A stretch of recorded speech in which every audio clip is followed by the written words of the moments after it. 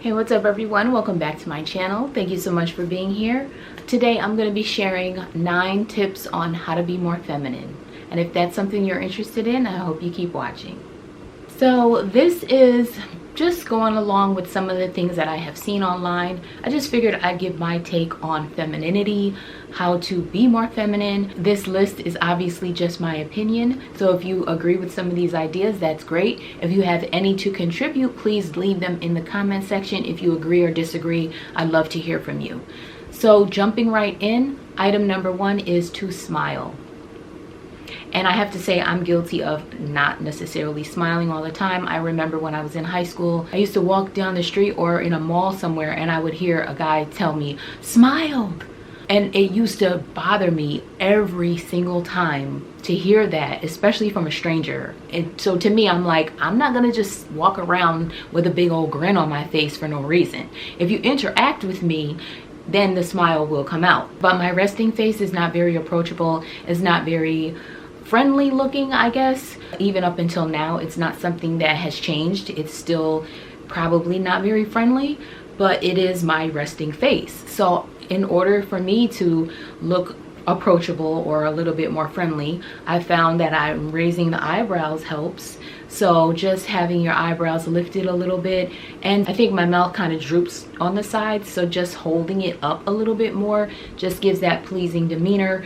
It's not something that I do consistently, but I had to add it to the list because it is relevant, and I think that having a nice smile on your face makes you more approachable, it makes you more friendly looking, and it makes you more positive and light. And I think that's what femininity is about, lightness and positivity. And that brings me to tip number 2, is to not be negative or critical, but instead to be positive. So a feminine nature is more positive, is more free-spirited. I think it's more bringing an ease to a situation. So in that aspect, if you're not negative and you're not critical of different things in life or different people, you don't have a negative outlook on life in general, you don't have a critical mindset for criticizing other people and other situations, it just brings a nice light and feminine air to any room, any situation, and any relationship. And along with that is to remember your posture. So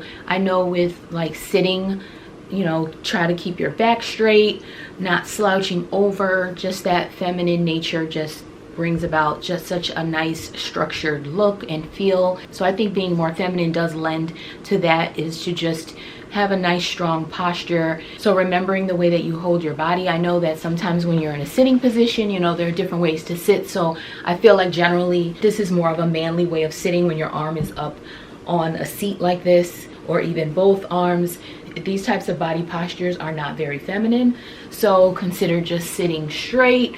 Sometimes, you know, having your arms down, back as straight as you can, and just sitting back. Sometimes with your hands crossed over on your knee, when your knees are crossed over each other, is a very feminine position to sit in. Remember the way you're holding your body. So sometimes the little light movements here and there, just like this, can just kind of bring about a more feminine air, where you're containing your body within itself and not like spreading out. That spreading out when your legs are open or your arms are spread out is a more masculine way to hold your body, where a more feminine way to hold your body is more inside, keeping everything nice and contained. So along with that brings me to the next 2 tips, which are walk lightly and to keep your mannerisms soft. So when you're walking, just think about walking softly, having a nice soft walk, not stomping as you go, but taking light steps. And then in addition to that is also with your mannerisms and the way that you carry yourself. So the way you move around, the way you reach for things.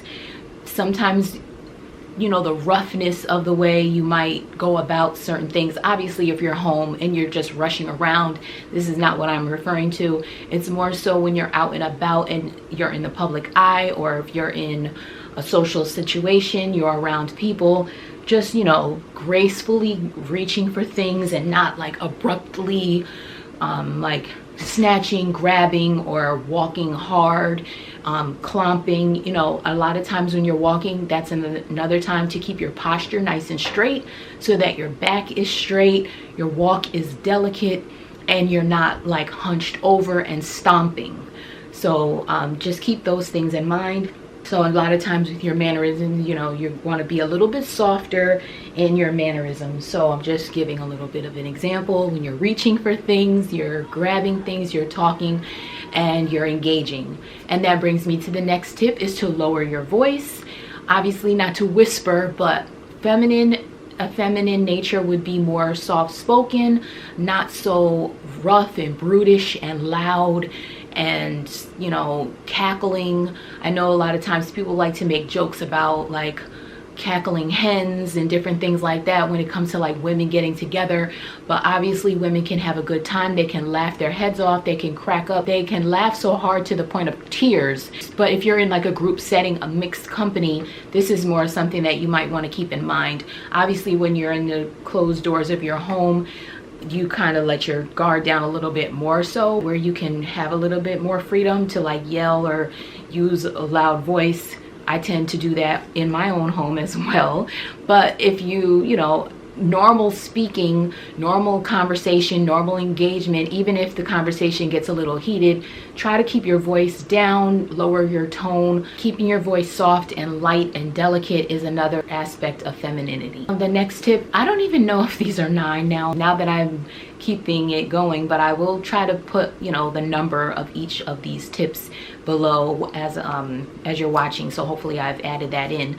But the next tip that I have is just to be kind and sweet and polite, and again, just being positive. So just being very kind, compassionate.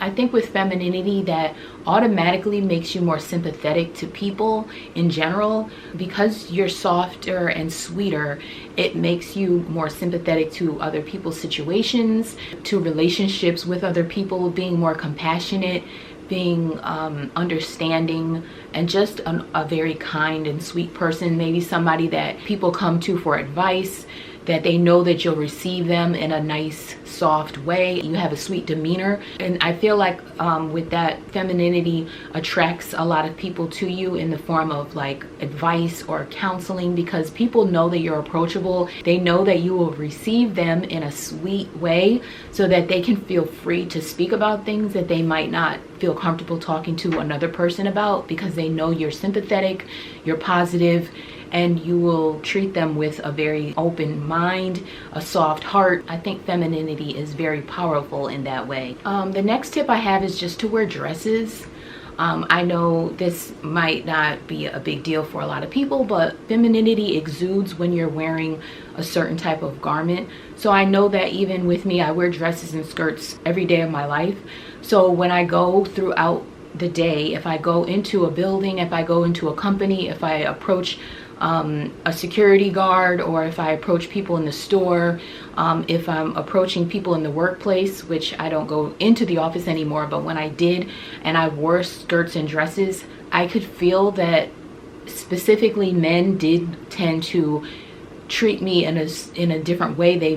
Because the dresses and skirts made me look dressed up a lot, they made me look ladylike, I feel like the men had like a natural inclination to be more helpful and just to want to go do the extra thing because I was dressed in like a ladylike way. So I think your outer appearance and the clothing that you choose does help for people to treat you in a certain way. If I were to go in these same establishments with jeans, it just kind of brings everything down a level. It's like a little bit more of a casual feel, but just with a dress or a skirt, it just elevates everything automatically. So those items automatically give you that more dressy appearance, and people do respond to that. So I think dresses and skirts do change the way people treat you, and it also just automatically gives you that feminine aspect to your whole demeanor. Okay, so I think this is tip number 9, is to minimize things and keep things as smooth and streamlined as possible. So with this one, I just think that when you have less things on you or less things that you're carrying. It just creates a more feminine look because you look more put together and just more smooth and composed and enclosed in yourself. So as I mentioned before, with the arms and your body just being like out, the more items that you have on you or that you're carrying also creates that same like almost like a roughness outside. So if you have a small bag, keep everything nice and contained. Just a little something with a strap, whether it be a cross strap or a handle, just having a nice structured bag with just the items that you need in it, not having a bunch of clutter and things around you, things hanging off of you. It's nice when you are put together and you have a nice outfit, maybe a nice belt cinching the waist, a nice smooth A-line skirt, or even if you do wear pants, something nice and tailored, streamlined to your body, nice shoes, not something too clunky and rattly with things dangling off of you, or like big chunky earrings, or obviously any of these things that are maybe in your wardrobe have a place and space.